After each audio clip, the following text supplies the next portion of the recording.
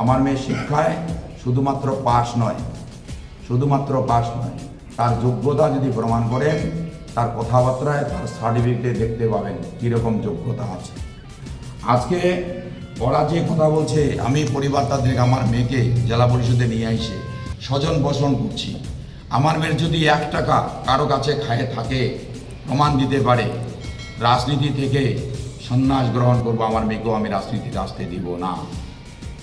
ওরা যে স্বজন পোষণ বলছে, ওরা যে বলছে পরিবারতান্ত্রিক, আমি কিছু বিজেপির নেতার উদাহরণ দিই, যে উদাহরণ আপনারা ইতিপূর্বে জানেন।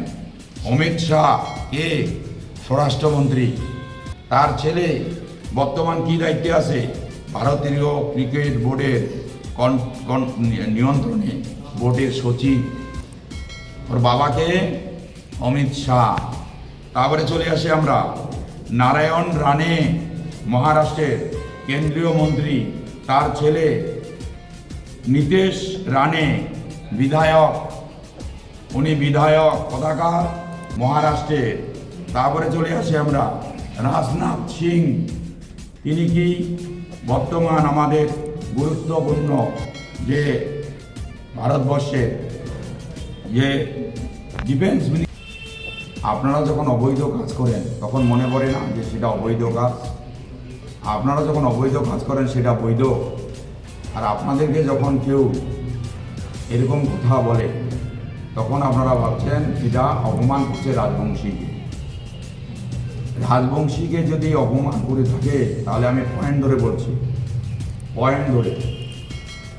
প্রথম নির্বাচনের প্রচার করতে আইসে সুকান্ত মজুমদার, যিনি বিজেপির প্রাক্তন রাজ্য সভাপতি ছিলেন এবং একজন সংসদ বটে, শিক্ষিত মানুষ, কলেজের অধ্যাপক, রামমোহন রায়কে কি বললেন?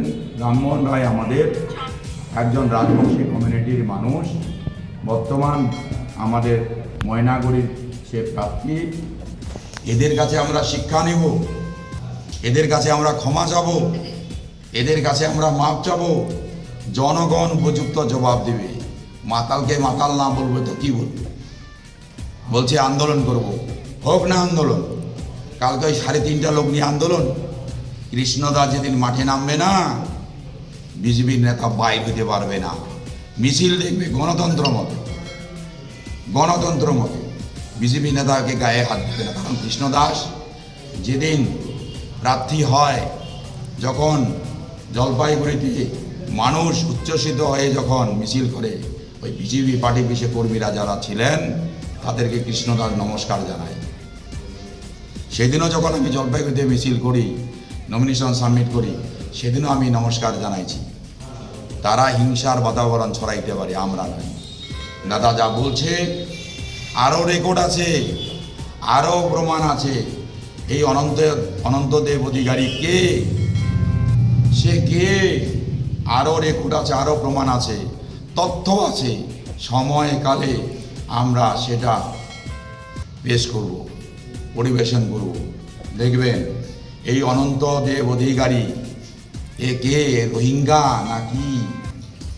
দেখবেন বাইর হবে, সব বাইর হবে, সব দেখবেন।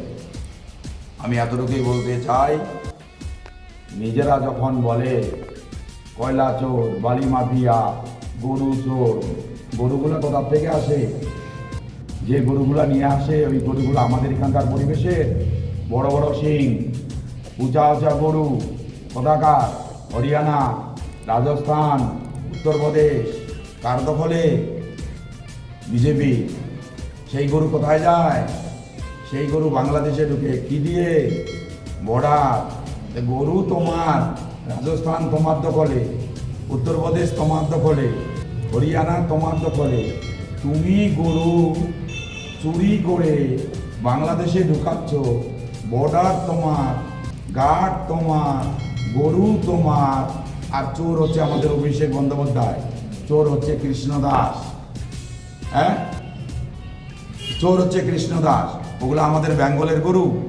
বেঙ্গলের গরু অত বড় সিং হয় না, অত বড় সিং হয় না বেঙ্গলের গরু। উত্তরপ্রদেশ থেকে এতগুলো রাজ্য পার হয়ে আসলো, তখন তোমাদের চোখে পড়ে না?